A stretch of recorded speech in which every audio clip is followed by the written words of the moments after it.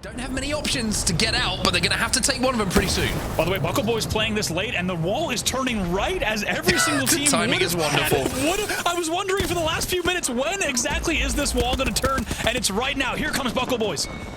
Gives me trying to finish off these kills, and it will be the perfect timing, not only for the win of the fight, but it stops all of the third-party opportunities coming in. ROC down on their own, though. Down to just one. Cersei is trying to just jolt himself through a couple of these portals to buy enough time to take the attention away, but it's not going to work for him. ROC eliminated, and the wall is rotating, and that is good news this time for Dinos, because they are going to be able to reset here. The free reset, it's about to go away. It's about to be a straight 3v3. Krulbuckle with a great spray. He's going to find the first one on Chaos. Kuzmi will get the second as well. But Kuzmi now left on his own. It's a 1v1. It's an awkward angle. Couple of knockdowns. Couple of problems. Do you have the solution, Kuzmi? Yes, you do. Buckle Boys, champions of game number 1. Skynet's going in. EMP's going off. It'll be Buckle Boys who are eliminated, but another good game for them in game number 2. Maybe not the finish they would have wanted, but good points on the board. But Shopify are taking damage. Koi is down. Zainu is down, Shopify are down, JD Gaming now make their move. Here's the move from Floating, he sets TP, now has to queue around the back, might give them a very good angle here if he can. Very interesting, he chooses the perk, which is the double jump and longer into the void timing, so he can take the time to get that port into position, not taking the quick queue. Oh, trying to finish with the cars, they're now gonna hold this backspace. And like you said, that quick queue is going to give him just the option to wrap here, but now in the center of the action, not where you want to be.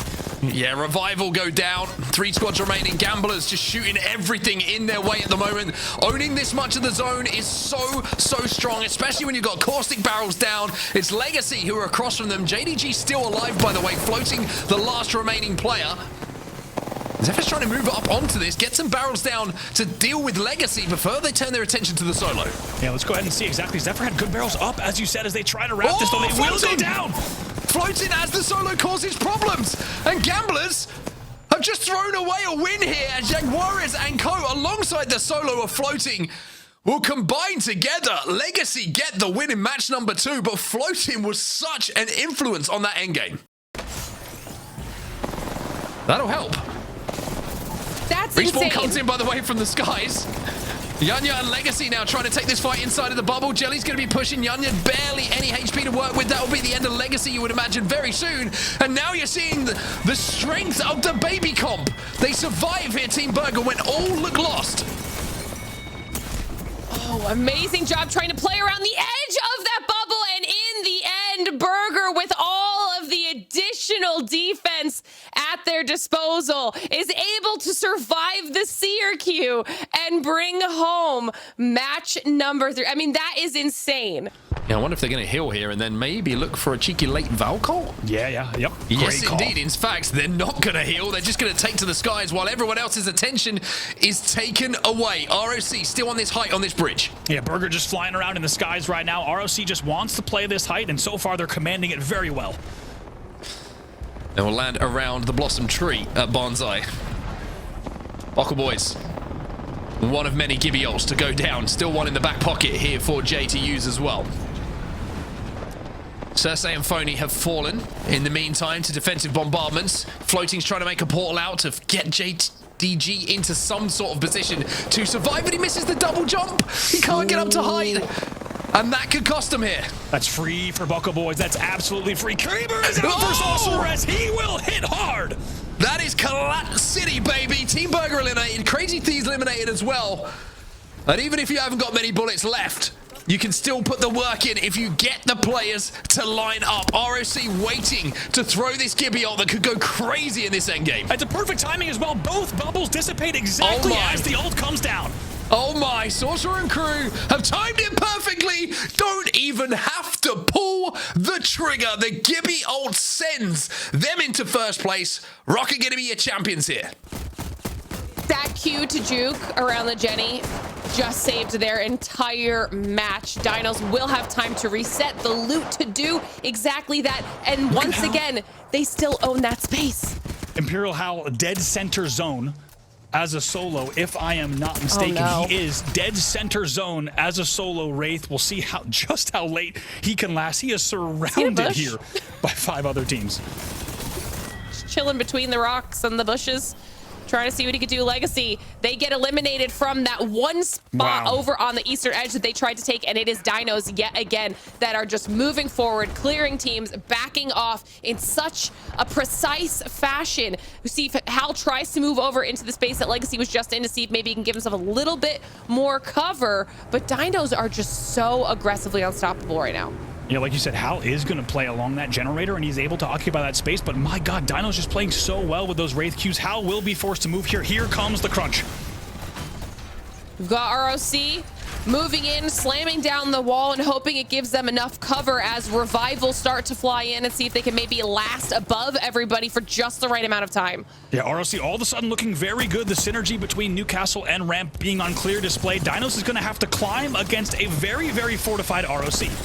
Sheila is an option as well, but as I say that, they get knocked, they get eliminated. Hal's out, ROC is out, Revival is also out, and Dinos is still alive. Just Dinos and HBM here. A clear knock comes in here. This will be the advantage they should send on this. Syracuse will come out and give them all the info they need in the 3v2 as they look to wrap. The first knock will come in. They'll look for the second as well, and it's a clean win from Dinos. Beautifully done, commanding space, and they win the last 3v3 as well. Dinos will take the game.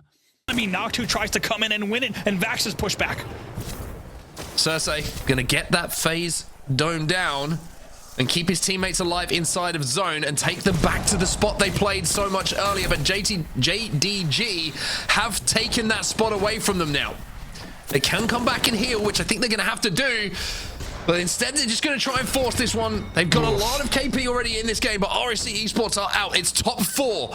And JDG sit under Pathfinder's trophy in a fantastic spot here. Ooh, might be able to also get this finish. They should. DKK will go out. And these are the edges of the hedges that I was talking about earlier, Mark. This is such a great spot to hold, especially when you have a Watson in the lineup. They've been holding this space for the entire late game, and now we're into our final 3 squads. Well, Envy's found himself a Kraber. HBM have most of the zone in their control. Gonna put a portal down here just to get some different angles, just to get his teammates away and maybe find a few extra meds on these loot boxes. But when you're looking at teams who are closest to each other and will have to engage, it's Huss and JD Gaming who are closest. HBM plus a Kraber have a huge opportunity here to win the final game of the day. Yeah, we'll see what Envy could do. Like you said, she has the Kraber in her hands and she's looking for those angles, but really could be a statement after a very lackluster match day 1 for HBM. Finished in 20th place. They could try to make something happen here. And we're going to have to queue back. Teammate has gone down. That's going to make this a lot more difficult. And JDG do not have to be asked twice. Floating's going to move up. He's going to jump into the void as well. We'll be able to get back to the safety of his teammates, but they do a good job to hold for now. But they lose perfections from another angle, actually. That's going to be HBM falling to a little, I think it was Kimchi of Huss who's holding still the northern side, and that will be it. They will fall. However, HBM a lot to be proud of here on match day number 3. Now it's just going to be JDG versus Huss in a 3v3. And the edges of the hedges are going to have to be hopped hit. And that means that the first shot should be landed by Huss. They're all playing towards head glitches. Floating's going to fly out with that Q, trying to get behind enemy lines, try and take a 1v1, but it's not going to happen. 2 players fall. Huss in game number 6 just have to deal with Shubi, and deal with them they will. Huss will be the champions of game 6, and that will bring the Americas to a close for today.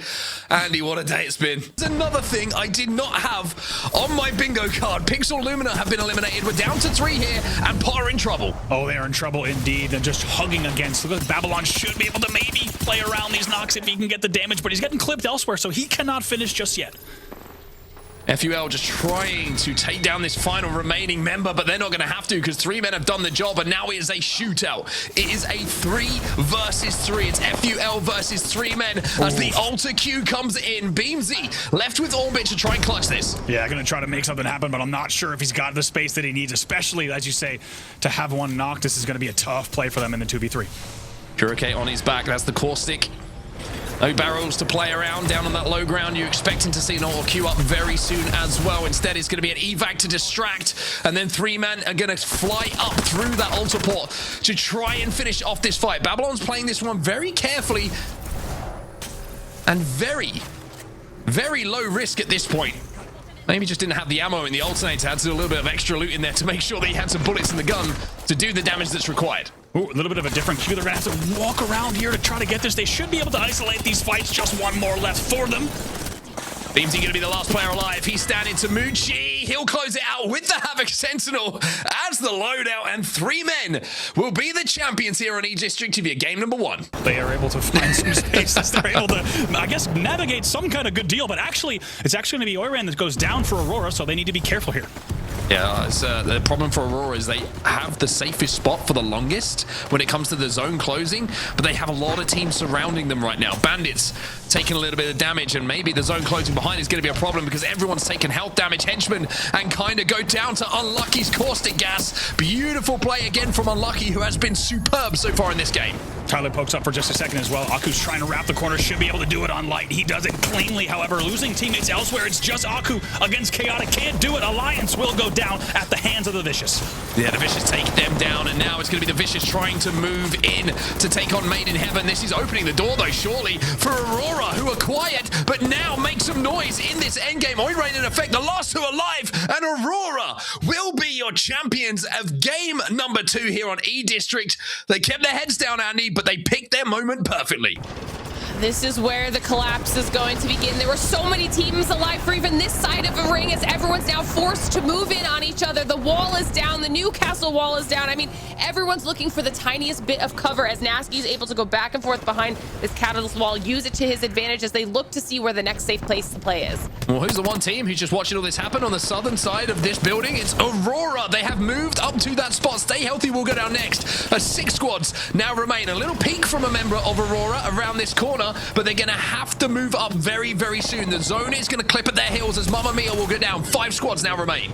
Great barrel out of effect as well to create a little bit of zoning space for Aurora as they try to make their push. The Newcastle wall does go down in response, and they are quickly eliminated from the lobby. Top 4 left.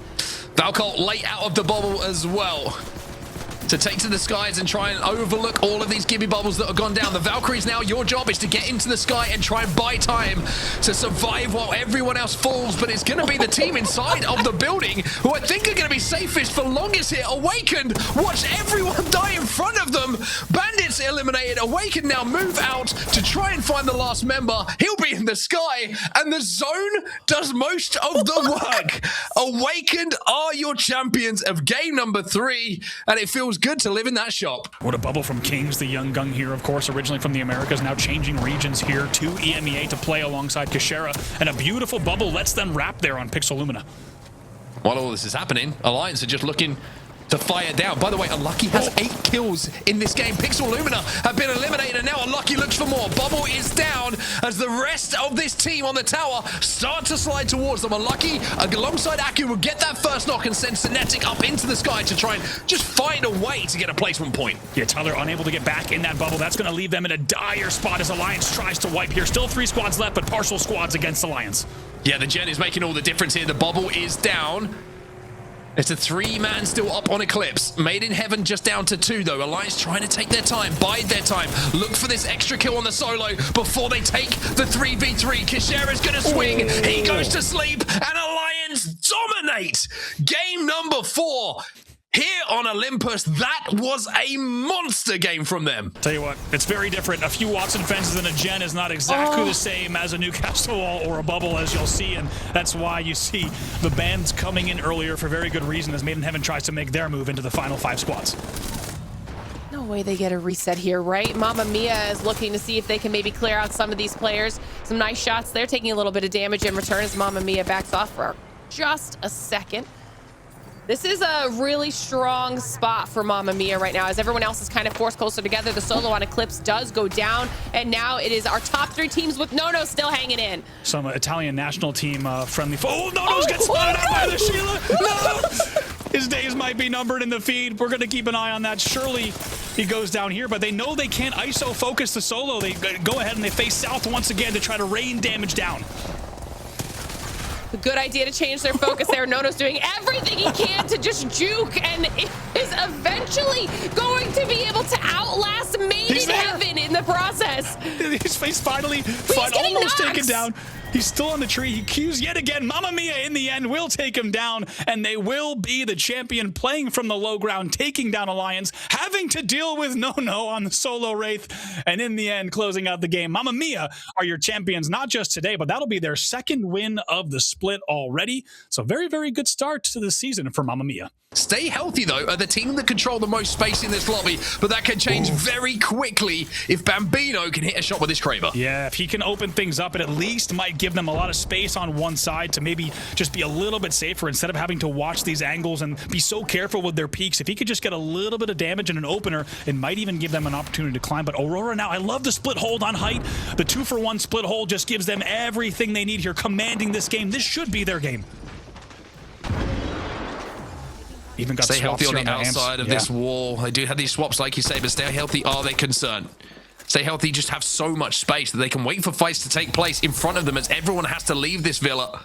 And although Aurora have the high ground, Hiyaka is going to try and get them potentially into a position safely, I will say, gets his teammate right next to him without taking any risk. But now having used that portal, they don't have a safe way to move from A to B unless Effect has that cat wall available. Yeah, we'll see. Yeah, exactly. Expecting a wall here. Also, like you just saw, they're going to have to section an area off, and also they have the swaps available. And now here comes the exact cat wall you said. It goes down. Such a good cat wall as well. The response comes in as well as the cross marks Olympus in this game. Number 6, Potassium will be eliminated. 3 squads now remain, but Aurora have lost Effect here, and they are coming under a huge amount of pressure from grenades from the skies, from their sides, but somehow are surviving until they just cannot take any more. Aurora are out. Pixel Lumina are taking to the skies. 3 Tricks is going to try and get a Valkyrie on this last team alive. Yeah, just trying to get info, but it's not going to be easy. They should be able to just jump on this here from Pixel Lumina. Pixel Lumina down to just 1. It would have to be a mega play coming in from Trix. He finds 1, but can't find the last 2. Stay Healthy will be the champions of game number 6, which brings us to a close here in EMEA. They will bring home that final game win here in match number 6.